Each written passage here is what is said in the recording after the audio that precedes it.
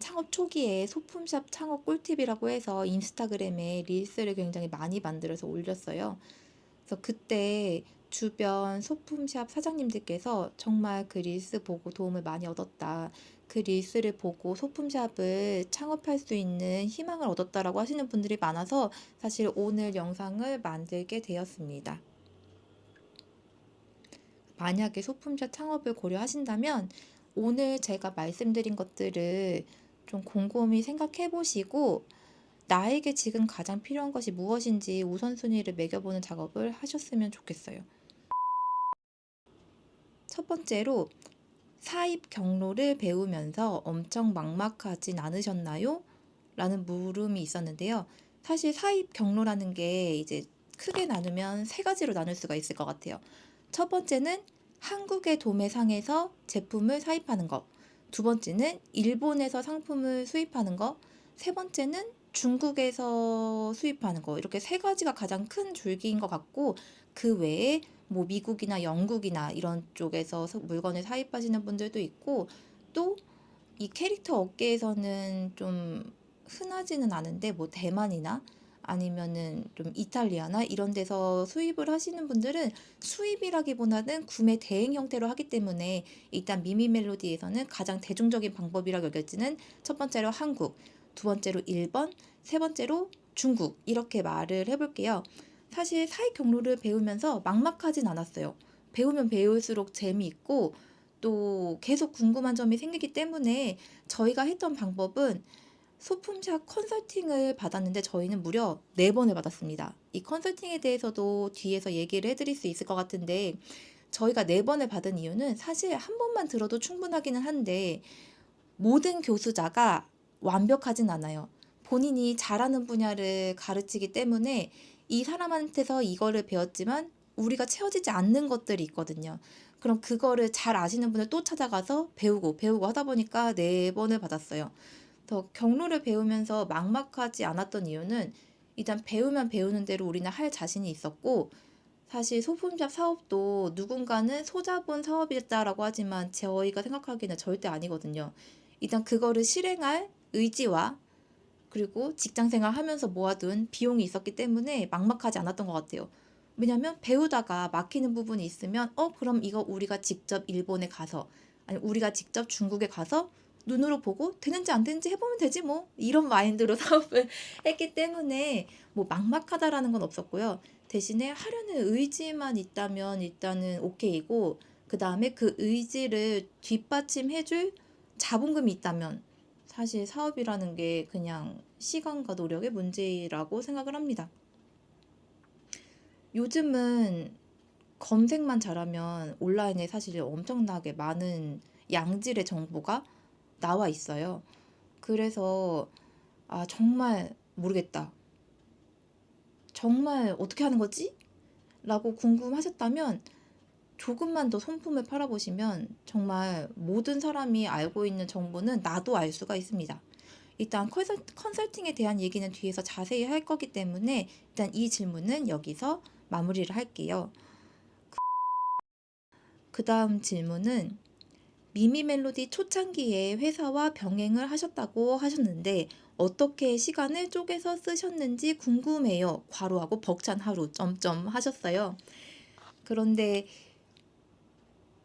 요거에 대한 답변은 사실 정말 힘들었어요. 둘 다 직장인이었고 제가 멜로디 사장님보다 일찍 그만뒀는데 멜로디 사장님이 직장 생활과 소품샵을 병행한 거는 거의 1년 정도였고 1년 동안 사업을 하면서 사업이 궤도에 오르고 나서 이제 멜로디 사장님도 직장을 그만두셨거든요. 그런데 정말 많은 거를 포기했어요.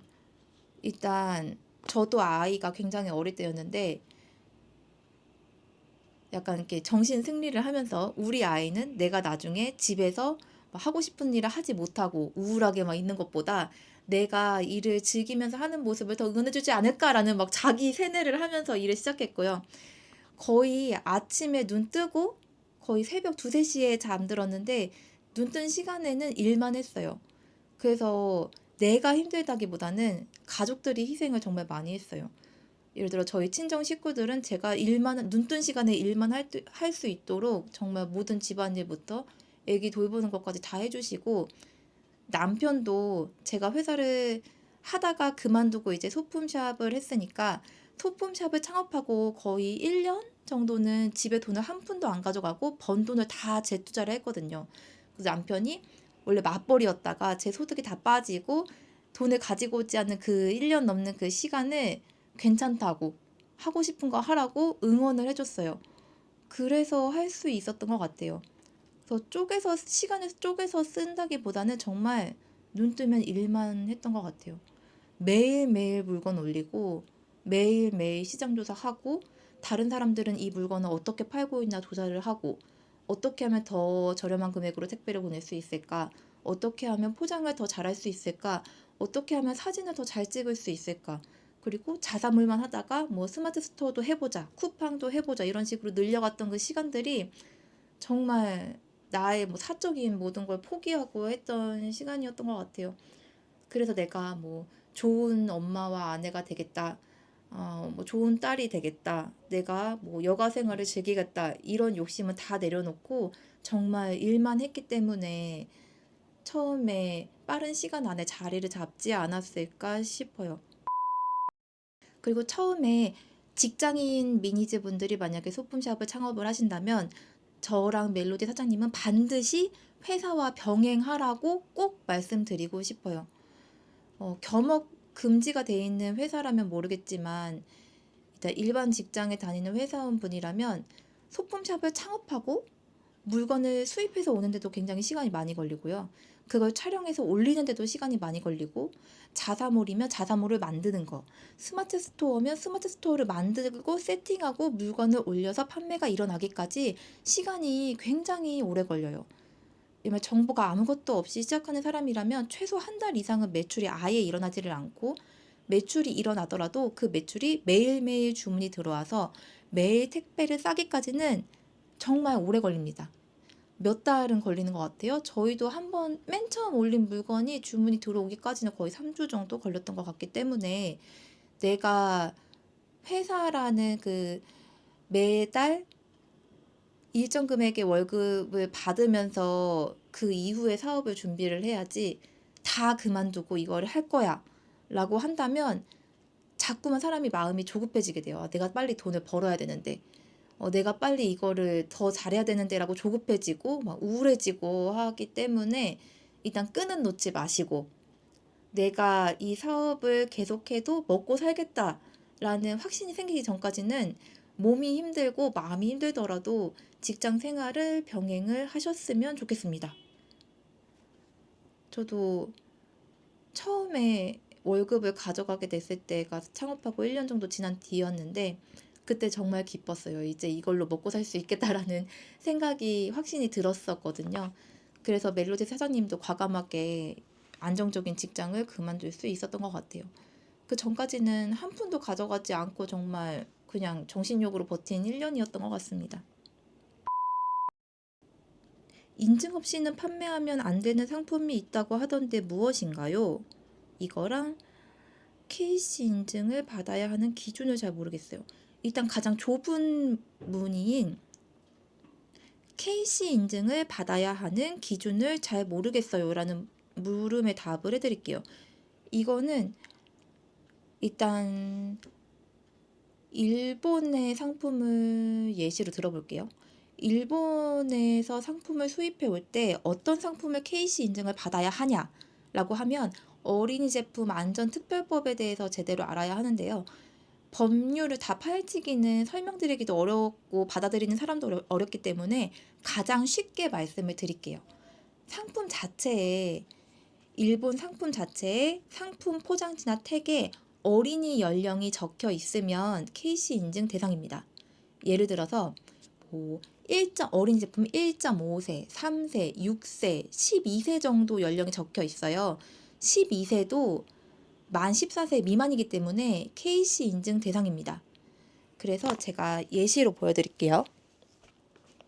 제가 두 가지 상품을 가지고 왔는데요. 일단 첫 번째로 저희가 KC 인증을 받았던 상품이에요. 호빵맨 전화기 장난감입니다. 여기 자세히 보시면은 여기에 대상 연령이 3세 이상이라고 되어 있어요.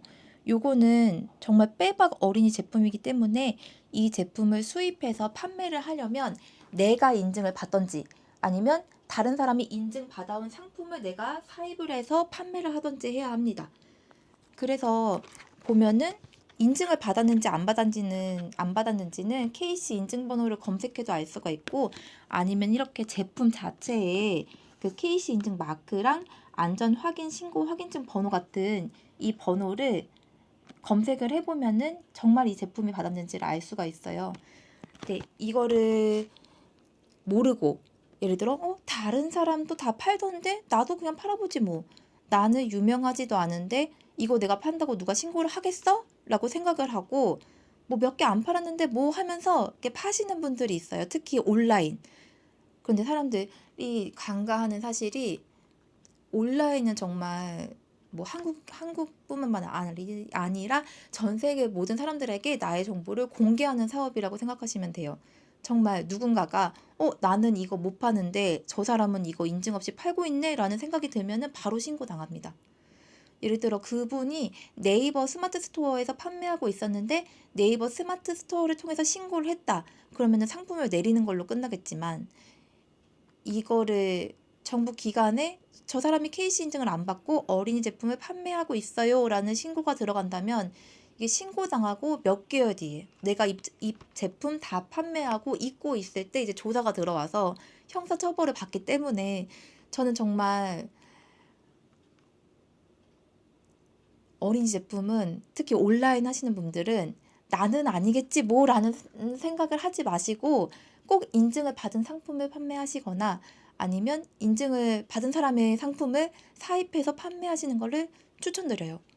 왜냐면 경찰 조사라는 게 가는 자체로도 압박이고, 이제 경찰 조사를 받고 나서는 또 검찰에 연락을 받아야 되는데, 제가 이걸 왜 자세히 아냐면 제가 신고를 당했기 때문이죠. 심지어 어린이 제품이 아닌데도 신고를 당했는데도, 신고를 당했다는 이유 자체만으로 조사관이 이제 사무실에 오셔가지고 아니면 이 근처에 오셔가지고 막 증거를 가지고 막 소명을 해야 되고 해명을 해야 되고 하는 것들이 너무 스트레스예요.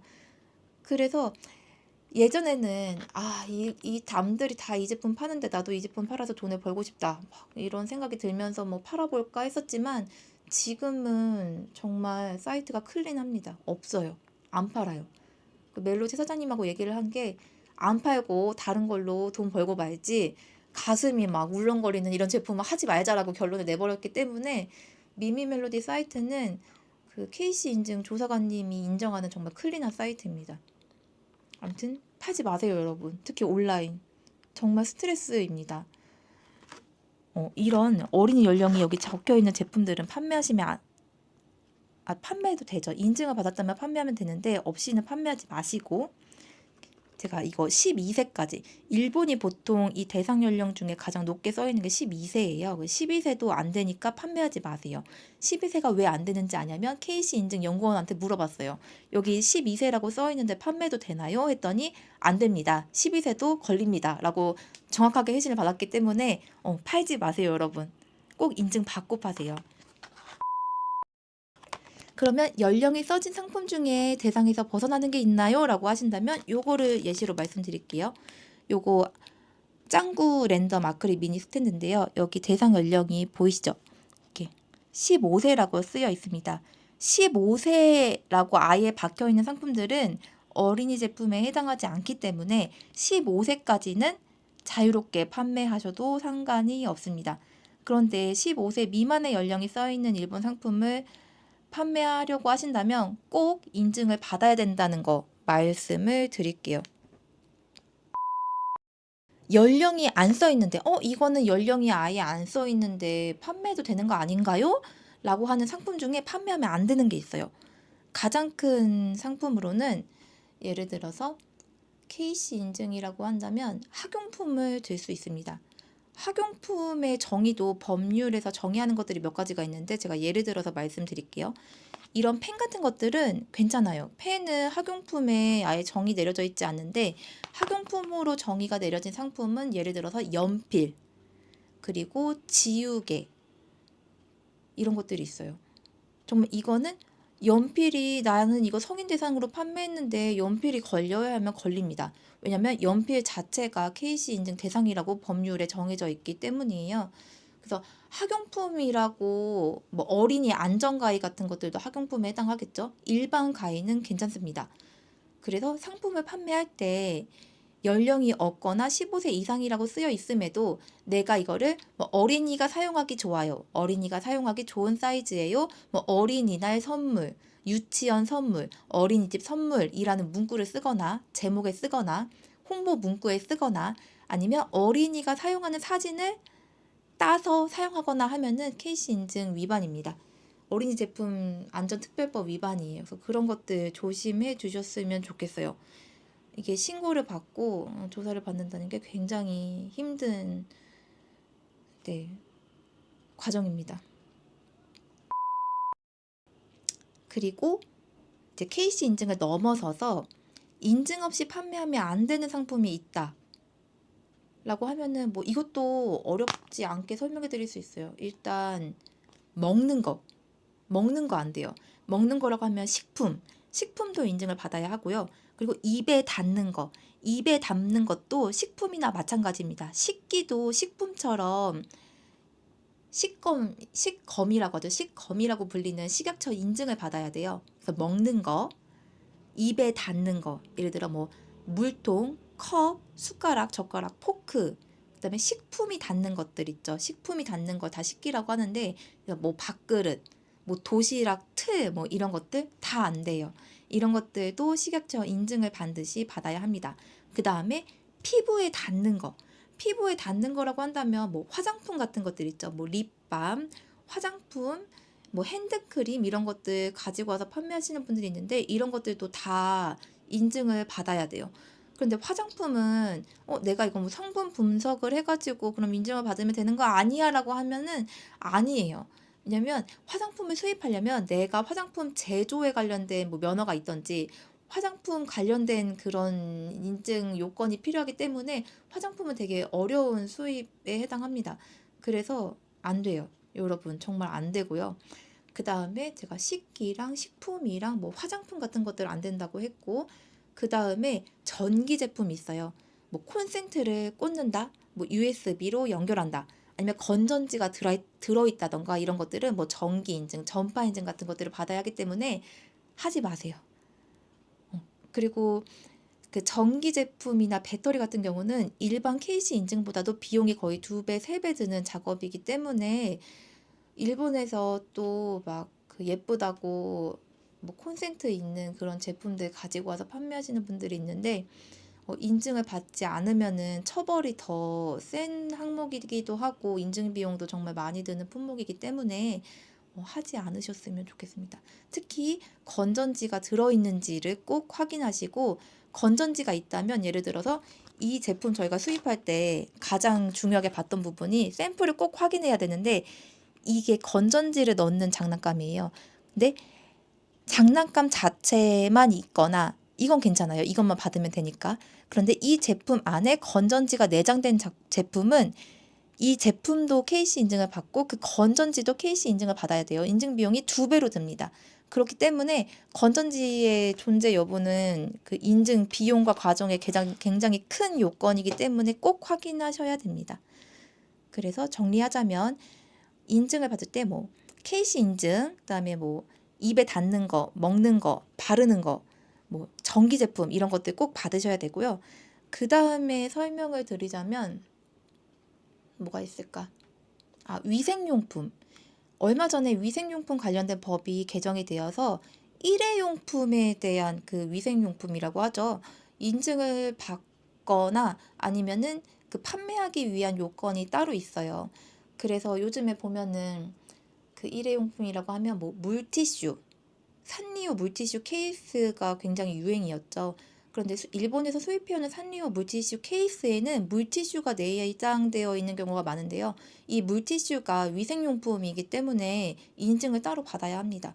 판매하기 위해서도 그 위생용품을 판매하기 위한 뭐 창고가 뭐 있는가 이런 요건에 해당하는 자격이 있어야 하기 때문에 물티슈 조심하시고요. 일회용 티슈도 조심하셔야 돼요. 그리고 칫솔도 얼마 전에 법이 바뀌면서 받아야 하는 걸로 알고 있어요. 그래서 이렇게 일회용품인지 여부도 꼭 확인을 하셨으면 좋겠습니다. 물론 한국에서 적법한 절차를 거쳐서 인증을 받고 수입을 한 상품들을 내가 국내에서 사입해와서 판매하는 것은 문제가 없지만, 내가 운 좋게 세관에 걸리지 않았다고 해도 판매하다가 걸리면 빼박이기 때문에 이런 것들 조심해 주셨으면 좋겠어요. 그 다음에 들어오는 질문이, 이건 저희 도매 사이트에 있는 정말 많이 올라오는 질문인데요.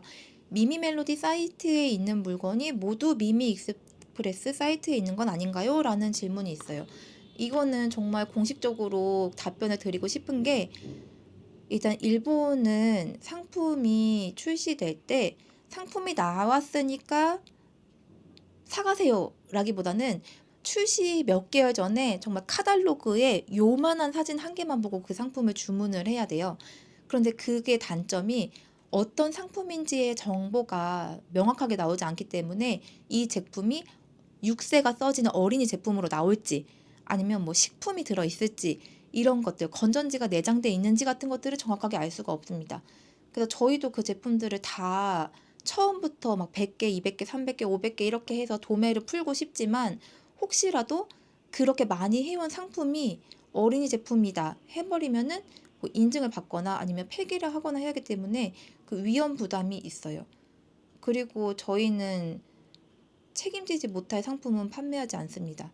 막 그런 경우가 있어요. 이거 6세인데 몰래 수입 그 개인 통관으로 들여와서 내가 안 팔아도 뭐 매장이 있는 저희 사장님들께, 사장님 이거 뭐 6세에 들어왔는데 그냥 매장에서 몰래 파세요라고 이렇게 드리는 그런 거는 안 합니다. 왜냐면 팔 땐 괜찮아요. 근데 잘 팔았는데 나중에 몇 개월 뒤에, 심지어 뭐 1년 뒤에 이거 판매하셨죠?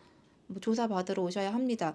그런 연락을 저희 사이트를 이용하시는 분들이 겪게 하고 싶지는 않아서, 저희는 되게 물건을 좀 많이 여러 기준에 적합한 것만 판매하기 때문에, 어느 분들이 보시면은 미미익스프레스 사이트에는 팔만한 것도 없고 재밌는 것도 없고 좀 별론 것 같아 라고 생각하실 수 있지만, 저희는 사장님들하고 좀 신뢰관계를 쌓아서 오래 가고 싶어요.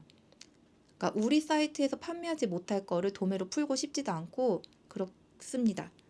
그리고 그 판매를 하지 못하는 이유가, 저희가 일단 소량 뭐 10개, 20개, 30개 이렇게 들여와서 이상이 없으면 그걸 대량 발주를 하거든요. 근데 그때 가면 대량 발주를 해도 상품이 쇼트 난다고 해요. 없는 경우가 많아요. 그래서 도매를 올리지 못하는 경우도 있고요. 그래서 미미 소매 사이트에 있는 상품이 도매 사이트에 다 없는 경우가 이렇습니다. 그리고 사장님들이 또 이런 경우가 있어요. 그러면은 몇 개월 전에 그 카탈로그가 나올 때 그거를 본인들한테 줘서 예약을 받으면 되지 않느냐 하는데, 저희가 도매 사이트에서 예약을 받지 않거든요. 근데 예약을 받지 않는 이유도 명확합니다.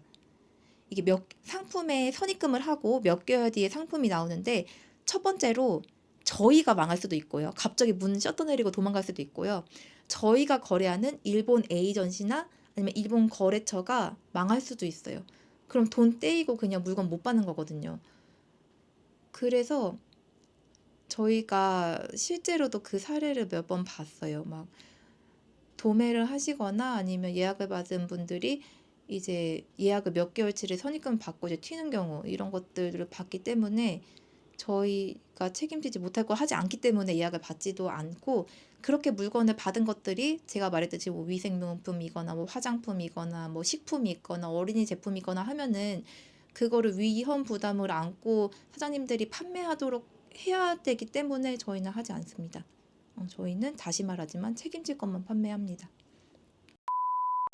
소품샵을 처음 하시는 분들이 저희 사이트를 통해서 물건을 가져가서 판매해 보시고, 내가 이제 이것들을 판매했으니까 어느 방향으로 가야 될지를 알겠다. 나는 이런 상품을 이제 직접 수입하고 싶다. 라는 생각이 드시면은 이제 그때 직수입을 계획을 하시도록 하는 게 저희 목표예요. 그러니까 모든 상품을 미미 익스프레스를 통해서 가지고 오기보다는 저희가 처음 사업을 시작하는 사장님들이 위험 부담을 가지지 않고 안전하게 사업이 궤도에 오를 때까지 이용하는 그런 사이트를 지향하고 있습니다. 굉장히 재미가 없죠. 근데 저희는 그렇게 재미가 없는 사업을 약간 무뚝뚝하게 진행하고 있습니다. 그래서 저희가 하고 싶지 않아서 그런 게 아니라는 거를 조금 알아주셨으면 좋겠어요. 소품샵 오픈 준비로 사입을 하려는데 오픈 시작 전에는 사업자 인증 요청을 못하는 걸까요? 라는 문의가 있는데요. 이것도 명확하게 말씀드릴 수 있어요. 저희 온라인 도매 사이트에 하루에도 정말 수십 명, 많을 땐 수십 명이 사업자 인증해주세요. 물건을 사입하겠습니다. 라고 오시거든요. 그런데 소품샵과 관련이 없는 분들도 있고, 막 사업자 등록을 아예 하지 않으신 분들도 있고, 정말 많은 분들이 오세요. 그런데 그런 분들은 멜로디 사장님이 정말 다 확인하고 다 읽어보고 반려를 시킵니다. 이 이유가 내가 소품샵 사업을 하지 않거나 이런 분들이 다 승인을 해서 그 도매 사이트에서 물건을 개인적인 용도로 사가신다면 저희한테서 물건을 받는 사장님들의 잠재 고객을 다 빼앗기는 거거든요. 저희는 사장님들한테 물건을 파나 아니면 그런 분들 다 오게 해가지고 물건을 파나 사실 돈을 벌고 매출을 일으키는 건 똑같지만 저희 고객님들, 사장님들의 잠재 고객을 뺏는 행위는 하지 않습니다. 그런 분들한테 저희가 물건 다 풀어버리면 그분들이 제 값을 내고 소매 사이트나 소매 매장에서 물건을 사지를 않으세요. 그래서 이런 인증 절차를 둔 이유도 소품샵 사장님들의 권리를 보호하기 위해서이고, 그리고 그 도매 사이트도 6개월 정도 거래가 없거나 아예 사입을 하지 않는 분들이 가입을 하신 경우 저희가 6개월 지나면은 그 계정을 제한을 두는 이유가 사이트만 계속 보시고 도매가나 상품들을 확인하시고 본인이 직접 수입을 하셔가지고 그거보다 비슷하거나 저렴하게 푸시는 소매 사장님들이 계세요. 근데 그런 경우에도 저희에게서 도매가로 물건을 가져가서 판매하시는 사장님들이 저는 피해를 본다고 생각하기 때문에 저희가 얼마 전부터 약간 마음을 굳건히 먹고 제한을 하고는 있습니다. 도매 상품을 구매한 뒤 판매를 하려고 할 때 캐릭터 관련 라이센스 등록 같은 걸 따로 또 해야 하나요? 캐릭터 상품은 저작권 때문에 말이 많던데 도매한 상품도 라이센스를 등록한 후 판매를 해야 되는지 궁금합니다. 라는 말씀을 하셨어요. 근데 이거는 상품의 진정 상품이라고 하거든요. 정품이 확실하다고 하면 이게 정품이라고 등록을 하는 절차 같은 건 따로 없어요. 근데 만약에 내가 진짜 정품을 팔고 있었는데 어떤 사람이 제 가품 파는 것 같아 라고 이렇게 신고를 할 때가 있거든요. 정말 악의적인 신고죠. 이럴 경우에는 그 상품이 정품이 맞는지를 확인하기 위해서는 뭐 일본 수입 상품 같은 경우에는 수입 신고 필증이나 구매 영수증 같은 것들을 제출하고는 해요. 근데 도매 사이트에 있는 모든 물건은 저희가 정식으로 수입을 해와서 수입 신고 필증이 있는 상태이기 때문에 뭐 1년치 수입 신고 필증 진짜 몇십 장 되는데 그 중에서 뒤져서 드릴 수 있어요.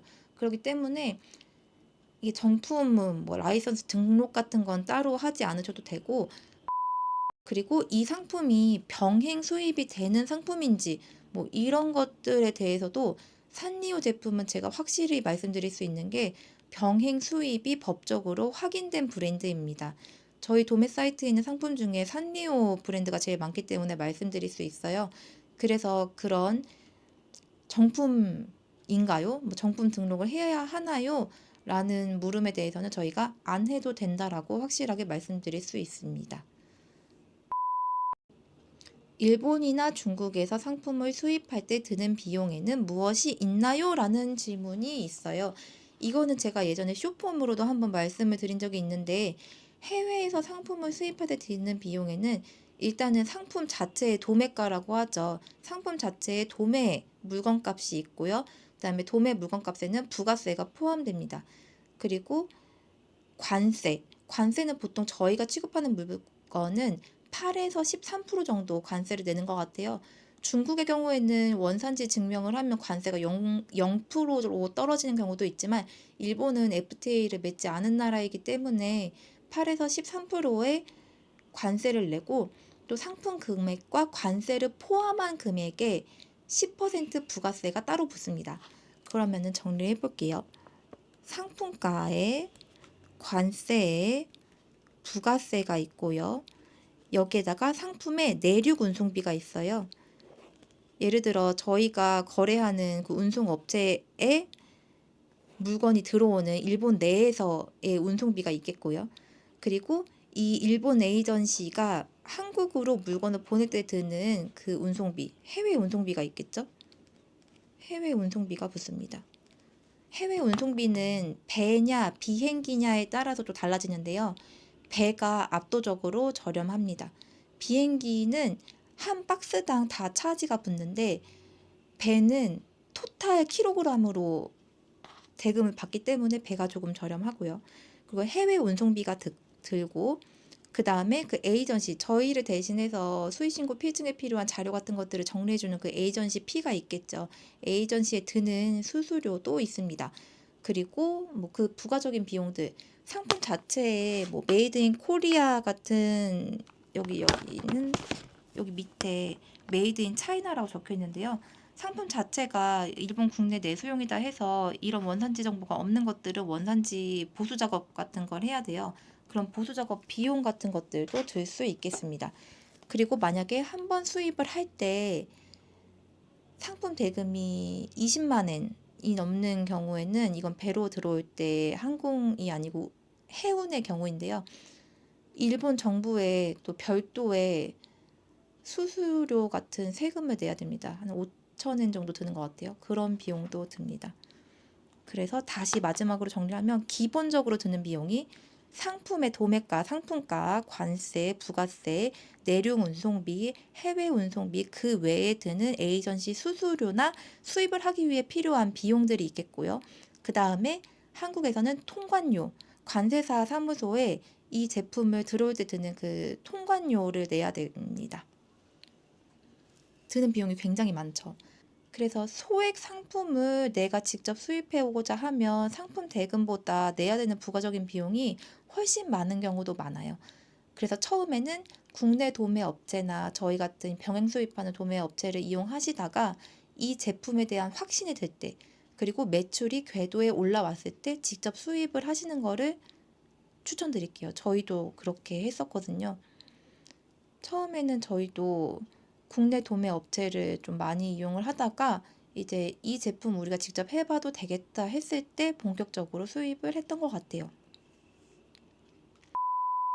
상품 마진을 얼마나 붙여야 하는지 모르겠어요. 라는 질문도 꽤 자주 들어옵니다. 근데 마진은 사실 붙이기 나름이에요. 처음에 소품샵을 시작할 때 가장 하지 말아야 될 것 중에 하나가 일단 초보 사업자분들은 이 상품을 판매하려고 할 때 일단 검색합니다. 남들이 얼마에 파는지를 검색을 하고 나 무조건 이거랑 똑같이 아니면 이거보다 싸게 팔아야겠다 라고 하고 가격을 매기는데 그렇게 사업을 시작하시면 길게 유지를 할 수가 없어요. 왜냐면 네이버를 예를 들면 내가 네이버에 이 상품을 검색했을 때 나오는 비용은 보통 최저가입니다.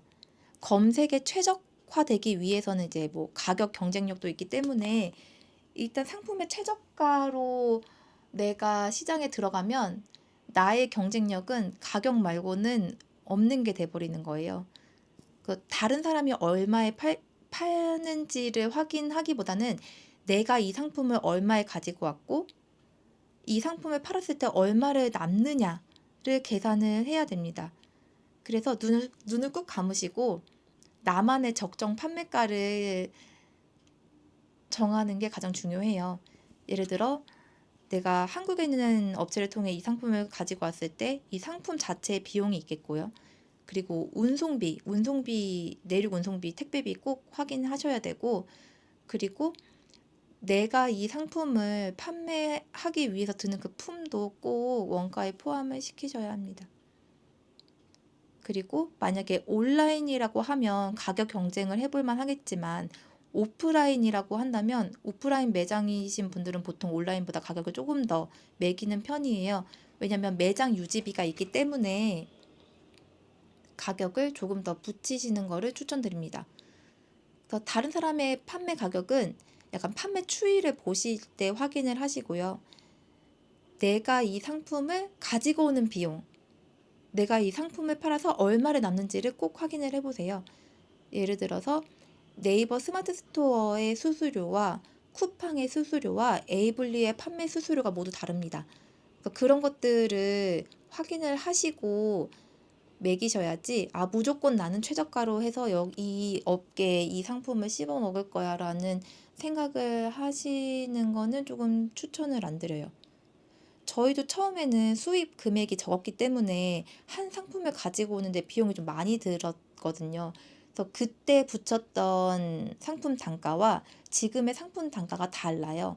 왜냐면 저희가 수입량이 늘어난 만큼 그 부가적인 비용이 점점 줄어들었기 때문에, 그렇게 비용이 줄어드니까 저희는 우리가 가격을 이 정도로 낮춰도 되겠다 싶었을 때 조금씩 낮췄었거든요. 그래서 저희가 판매하는 금액도 처음부터 이 금액이 아니었다는 것도 꼭 기억해 주셨으면 좋겠어요. 그래서 일단 마무리를 하면, 최저가 경쟁이 꼭 좋은 것만은 아니라는 거를 말씀드리고 싶습니다. 대망의, 이거 정말 많이 들어왔었던 문의예요. 소품샵 창업을 할 때 컨설팅을 받지 않아도 소품샵 창업이 가능한가요? 라고 물으신다면 저는 정말 말씀드릴 수 있어요. 진짜 가능합니다. 처음에 컨설팅 안 받아도 돼요. 특히 컨설팅의 내용이 정말 기초적인, 뭐 스마트 스토어 세팅하는 법, 스마트 스토어에 물건 올리는 법, 사업자 등록하는 법, 이런 거를 가르치는 강의라면 유튜브에만 찾아봐도 정보가 정말 많기 때문에 돈을 주고 배우기보다는 내가 부딪혀 가면서 상품을 올리는 거를 추천드리고요. 소품샵 창업을 고려할 때, 그렇다면 시작 단계에서 소품샵 컨설팅을 반드시 들어야 할까요? 라고 물어보신다면 저희는 아니라고 말씀을 드릴게요. 먼저 해야 될 게 있어요. 온라인 창업을 예로 들어볼게요. 일단 가장 첫 번째로 사업자 등록부터 하세요. 저희 도매 사이트에 저 사업자 등록하기 전인데요, 뭐 사업자 등록하기 전에는 도매 사이트에 있는 물건 못 보나요? 막 이런 문의가 들어와요. 일단 하세요. 사업자 등록을 하시고, 사업자 등록이 없으면 수입 자체가 불가능하기 때문에 일단 사업자 등록을 하고, 두 번째로 저희처럼 자사몰이든 뭐 스마트 스토어든 에이블리든 번장이든 온라인 스토어 개설을 하세요. 하면 어떻게든 됩니다. 네이버나 뭐 챗GPT한테 물어보면 다 알려줘요. 개설을 하고, 그 다음에 저희가 뭐 소품샵인 게 확인이 안 되면 가입이 안 된다고 말씀드리는데, 막 그러면 이제 화를 내세요. 그럼 어떻게 하라는 거냐. 일단 국내에서 가능한 상품들을 먼저 사입해서 사이트에 올리는 연습을 해보세요. 내가 사진을 직접 찍든 사진을 따오든 내가 어떻게 물건을 올리는지를 알아야, 아, 내가 이 제품을 어떻게 판매해야겠구나라는 생각을 할 수가 있습니다. 그래서 10개든 50개든 100개든 저렴하게 가지고 온 게 아니라도 비싼 가격이라도 올려보세요. 나 도매 사이트 진짜 몰라요. 나 국내 도매 사이트도 모르고 나 아무것도 몰라 하시면은 동네 다이소든 동네 문방구에 내가 아는 상품들을 가져가서 막 한 개씩 다 가지고 와서 내가 산 금액에 그대로 그냥 올려보세요. 이거를 뭐 50개, 100개 올리고 나시면은 네 번째로 알게 돼요. 어떤 상품을 사람들이 클릭을 많이 하고 사람들이 어떤 상품을 사가는지를 알게 됩니다. 딱 이거다 싶게 반응이 오는 아이템이 있을 거예요. 그러면은 그 아이템을 이제 파는 곳을 찾는 거예요. 그런데 온라인도 다, 내가 진짜 손품 팔아서 온라인도 다 뒤져보고 오프라인도 다 뒤져봤는데 진짜 사입하는 방법을 진짜 모르겠어. 나 정말 아무것도 모르겠어. 이 상품 파는 도매상을 모르겠어 하면은, 그때 내가 판매하고자 하는 그 상품을 잘 알고 또 잘 팔고 있는 사람을 찾아보세요. 쉽죠? 일단 나 진짜 뭐 사업자 등록하는 법도 모르겠고 사이트 등록하는 법도 모르겠으니까 나 그냥 떠먹여줘 라는 심정으로 사업 컨설팅을 듣는다면 100% 돈만 버리고 시작을 안 하게 됩니다. 강의 다 듣고 나면 또 이게 머릿속에 백지가 돼가지고 사업자 등록도 안 하시고 사이트도 안 만드세요. 그래서 일단 하는 게 중요합니다. 사실 국내외 온라인, 오프라인 사입 정보나 뭐 배송 대행지들의 거래처 정보나 각종 뭐 어떤 거 인증받아요 하는 내용은 누구나 검색하면 공평하게 찾을 수 있어요. 조금만 시간을 들여서 검색하면 누구나 평균치 정도는 획득할 수 있는 정보예요. 진짜 그렇습니다. 왜냐면 제가 일본의 도매상에 가면은 뭐 이렇게 두리번 거리면서 도매상에 오시는 분들이 정말 계세요.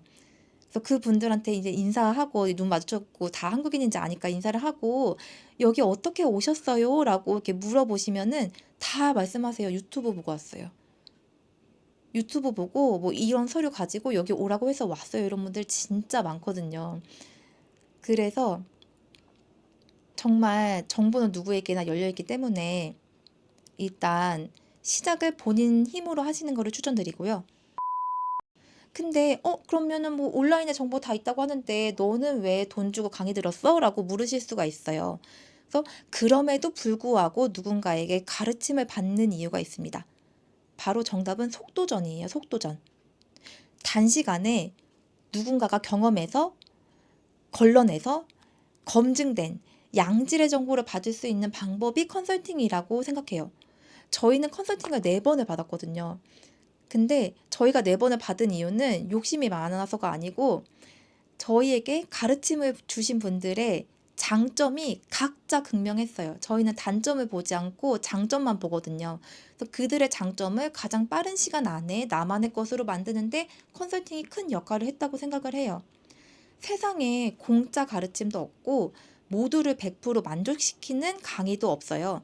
그래서 가장 쉽고 빠르게 지식을 습득할 수 있는 방법은 그에 맞는 적절한 비용을 지불하고 내가 원하는 상대의 노하우를 배워오는 것이라고 생각을 합니다. 그 대한민국의 학부모와 학생들이 일타 강사를 찾는 데는 이유가 있어요. 컨설팅 비용이 저렴한 거는 저렴한 이유가 있고 비싼 거는 비싼 이유가 있는데 사실 이게 비싸다 안 비싸다를 본인이 판단할 수 있는 것도 나의 정보거든요. 그래서 정말 첫 시작을 잘 하시는 거를 추천을 드려요. 그래서 제가 드릴 수 있는 소품샵 창업을 잘 받는 꿀팁은 내가 그 컨설팅을 수강함으로써 얻을 수 있는 가치가 무엇인지 사전에 명확하게 생각해보고 교수자를 정하는 거라고 생각을 해요. 나를 가르쳐주는 사람이 가진 업력과 경험과 성과가 훌륭할수록 배우는 점도 깨닫는 점도 많았어요. 근데 저의 경험상 가장 만족스러운 컨설팅은 내가 궁금해하는 정보를 족집게처럼 해결해 줄 수 있는 정보를 가진 사람한테서 듣는 컨설팅이었거든요. 그래서 내가 아무것도 모르면 할 수 있는 질문에도 한계가 있기 때문에 꼭 내가 그 일련의 과정들을 물건을 상품을 업로드하고 판매하는 것까지를 거친 다음에 확신이 들 때 컨설팅을 듣는 거를 추천을 드릴게요. 그래서 내가 배우려는 분야에서 명확한 성과를 가진 교수자일수록 풍부한 경험을 전수받을 수 있습니다. 예를 들어 볼게요. 첫 번째로 잔뼈가 굵은 현지형 교수자가 있어요. 말이 좀 어렵죠? 예를 들어서 업력이 오래되고 해외 수입도 많이 하고 해외 출장 경험도 많아서 현지 사정에 빠삭하신 분들이 있어요. 이분들은 같이 일본 막 이런 데 가면은 지도도 안 보세요. 그냥 다 머릿속에 있기 때문에 뭐 도쿄 같은 데 가도 뭐 지도도 안 보고 갈아타는 정보도 안 봐요. 그냥 본인의 이 머릿속에 가장 효율적인 루트 이런 것들이 있기 때문에 그냥 데리고 다니시거든요. 그리고 일본하고 중국 현지에서 배대지를 운영하는 것처럼 해당 분야 사업을 하고 계신 분이어야 돼요. 내가 옛날에 잘했었는데 지금은 뭐 사업을 정리하고 컨설팅을 한다 이러면은 최신 트렌드나 정보에 자꾸 떨어지게 되어 있거든요. 그래서 옛날부터 해왔고 지금도 잘 하는 사람, 그 분야에서 정말 잘 파는 사람을 찾아보는 것도 자신의 능력입니다. 내가 지금 일을 쉬는데 컨설팅만 할게요라고 한다면은 저는 추천을 하지가 않아요. 잘 파는 사람은 잘 파는 이유가 있기 때문에 그 노하우를 배우는 것도 컨설팅의 큰 목표라고 생각을 합니다. 두 번째로 말씀드리고 싶은 게 이거예요. 잘 파는 사람. 그 사람이 잘 파는지 안 파는지는 정말 객관적으로 알 수가 있어요. 예를 들어서 스마트 스토어 빅파워, 플래티넘 등급처럼 객관적으로 확인 가능한 온라인몰의 판매 지수가 뚜렷하게 높은 분, 뭐 쿠팡이라고 한다면 뭐 후기가 100개, 200개, 막 1000개씩 달린 분들이 있어요. 그런 것들을 꼭 확인하시고 긴 시간 여러 온라인몰을 운영하면서 상품의 흐름에 대한 이해도가 높으신 분들을 추천드려요. 저는 자사몰이면 자사몰, 네이버 스마트 스토어면 스마트 스토어 이렇게 한 군데에 집중하기보다는 그물을 넓게 펼쳐야 된다고 생각하는 사람이거든요. 특히 내가 잘 파면 잘 팔수록 그 잘 파는 노하우를 알려줄 수 있기 때문에 내가 가르치려는 사람이 뭐 네이버 스마트 스토어 굿서비스만 딸랑 있고 한데 그 사람한테서 잘 파는 사람이 가르치는 것만큼의 정보를 배울 수는 없다고 생각을 해요. 그래서 내가 배우려는 사람이 정말로 이 시장에 안착을 잘 해서 잘 팔고 있는지를 꼭 확인을 하셨으면 좋겠습니다. 그리고 세 번째로 이게 있어요. 홍보를 잘하는 교수자. 물건만 사입하는 방법을 잘 배운다고 하는데 그 상품을 잘 파는 법을 모른다면 사실 사업을 길게 하기가 어려워요. 예를 들어 저희는 인스타를 주력으로 했기 때문에 뭐 인스타든 유튜브든 SNS 채널의 팔로워가 높고 오래 운영을 하셨고 고객의 유입과 소통이 활발하신 분인지를 또 확인해 보세요. 이것도 굉장히 중요합니다. 뭐 네이버 카페를 오랜 시간, 긴 시간 안정적으로 운영을 하실 수도 있고요. 이렇게 본인을 널리 알릴 수 있고 내가 파는 상품을 매력적으로 판매할 수 있는 능력을 가진 사람인지도 꼭 확인을 해보셨으면 좋겠습니다. 정리를 하면 잔뼈가 굵은 현지형 교수자, 잘 파는 교수자, 홍보를 잘하는 교수자, 자기가 목표하는 바에 따라서 이 세 가지 조건에 맞는지를 꼭 확인을 해보셨으면 좋겠고, 내가 돈을 이만큼이나 지불하고 강의를 듣는데 거기 가면은 알아서 나한테 떠먹여 주겠지라는 생각 절대 금물입니다. 사업자 등록을 마치고 온라인몰에 어느 정도 물건을 올려서 판매를 해보셨다면 이제 어느 곳에서 어떤 물건을 얼마나 사입해야 하는지 감이 오기 시작합니다. 원하는 사입 품목도 분명해집니다. 근데 이런 분들은 어떤 분한테 어떤 강의를 들어도 빠른 성과를 보여요. 그런데 저는 진짜 아무것도 모르는데요. 처음부터 그냥 다 알려주세요. 라는 상태라면은 저는 그냥 처음부터 다시 돌아가서 사업자 등록하시고 사이트 파셔서 물건 올려보고 상품 가격도 매겨보고 상품 제목도 내가 정해보는 그 연습을 꼭 하시는 거를 추천을 드립니다. 다른 분들이 잘 판다고 해서 내가 잘 파는 건 절대 아니더라고요. 나한테 맞는 카테고리가 분명히 존재를 합니다. 근데 그 상품을 파악할 수 있는 방법은 판매 경험을 쌓는 방법밖에 없거든요. 그리고 그 상품을 사입하는 방법을 공부하는 건 그 다음이라고 생각을 해요. 일단 나에 대해서 잘 알아야 합니다. 그 다음에 제가 소품샵 컨설팅을 듣고자 결심을 이제 드디어 하셨다면 먼저 챙기면 좋은 두 가지를 말씀드릴게요. 첫 번째는 나의 현재 수준을 파악하는 거. 그 다음에 내가 원하는 정보가 무엇인지를 사전에 미리 리스트를 만들어 보는 거를 추천을 드릴게요. 예를 들어서 가르치는 사람은 한 명인데 수강생 다수가 함께하는 강의라면 이미 정해진 커리큘럼대로 강의가 흘러가니 어쩔 수 없겠지만 1대1로 맨투맨 강의를 하시는 컨설팅 업체들이 있어요. 근데 이런 경우라면 사전에 내가 어떤 목적을 가지고 이 컨설팅을 들으려 하는지 사전에 교수자한테 미리 전달하는 것도 서로가 윈윈하는 방법이에요. 예를 들어서 내가 이미 소품샵 창업을 한 상태이고 국내 해외 사입 경험도 있는데 뭐 거기 가서 갑자기 뭐 인보이스 어떻게 작성하는지 배우겠어요. 뭐 이런 거 하면은 서로가 시간 낭비거든요. 그래서 나는 이런 쪽으로 조금 더 자세히 알고 싶다라는 것들을 미리 정리를 해서 교수자분한테 전달한다면은 교수자님도 그쪽으로 더 사전 준비를 해 주실 수가 있거든요. 그리고 예를 들어서 제가 했던 질문 같은 거를 정리를 하자면 저는 뭐 배송 대행지, 에이전시, 현지 도매상 등 특정 거래처 정보를 알고 싶거나 아니면은 나는 이러이러한 기존 거래처랑 이미 거래를 하고 있는데 이거 말고 새로운 거래처를 소개받고 싶다라고 전달할 수도 있겠고요. 그 다음에 이런 새 상품들 말고 그 고전 키티, 고전 산리오, 뭐 고전 스트랩 같은 것들 있죠. 그런 특정 물품 사입 방법을 알고 싶다. 이런 질문에 특화를 시킨 거를 내가 받을 수 있을까요? 라는 문의를 할 수도 있고요.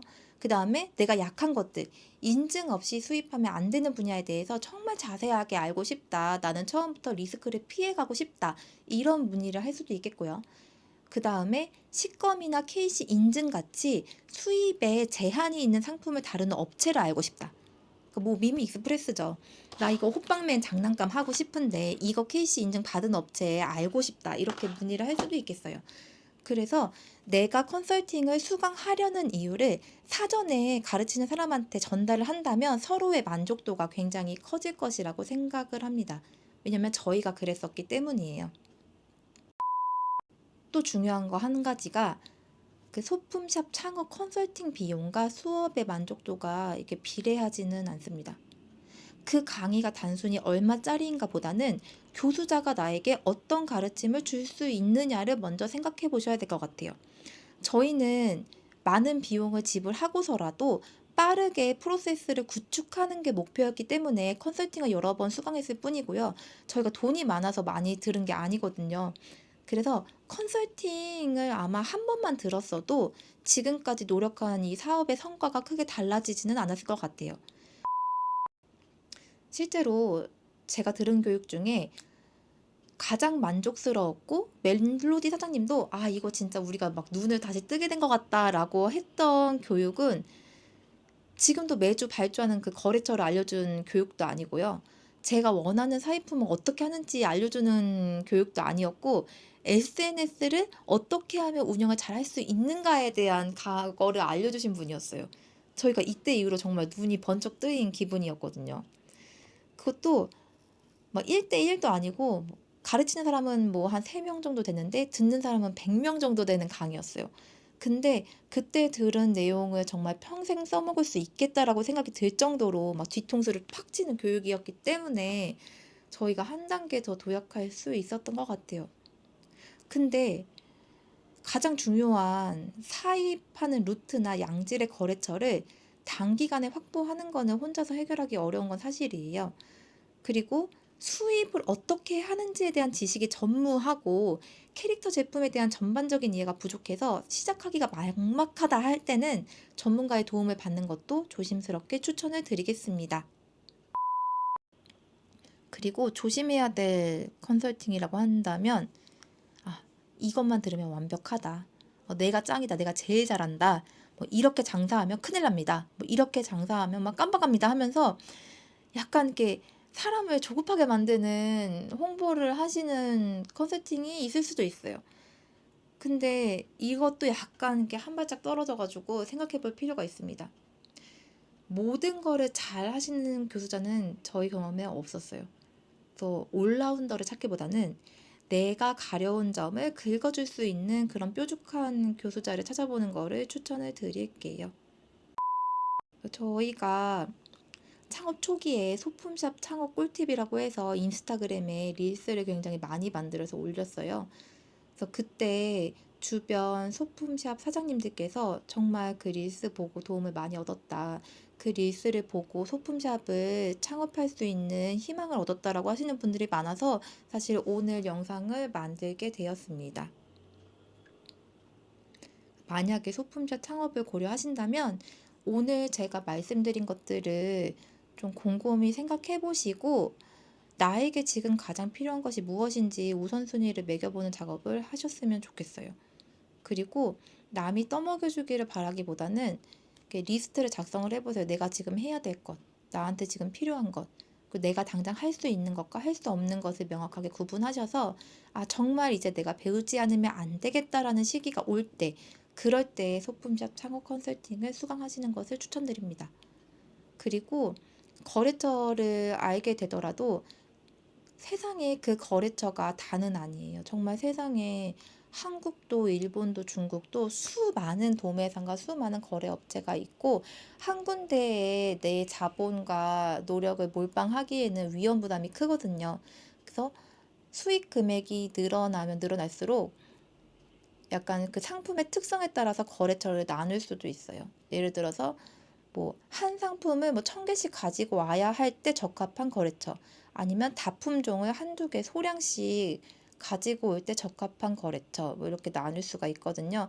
그래서 이런 것들도 경험이 쌓이면 누구나 할 수 있는 거기 때문에 일단 해보라고 말씀을 드리고 싶습니다. 저희도 사이트 미미멜로디 릴스나 사이트나 이런 것들 처음에 보면은 정말 사진도 진짜 구리고요. 상세 페이지도 막 촌스럽고 막 구려요. 근데 그때는 저희가 잘하는 줄 알았어요. 진짜 구린 줄도 모르고 했었는데 이게 정말 이제 제가 찍은 사진만 수만 장이겠죠. 이런 것들을 계속 사진을 찍고 올려보고 하면은 이제 뒤돌아보면 나의 부족한 점이 보이더라고요. 그렇게 해서 조금씩 발전을 해 나갔던 것 같아요. 해보지 않으면 모릅니다. 저희도 아직 갈 길이 멀었습니다. 그리고 저희를 가르쳐 주신 수많은 선생님들께 정말 진심으로 감사 인사를 드려요.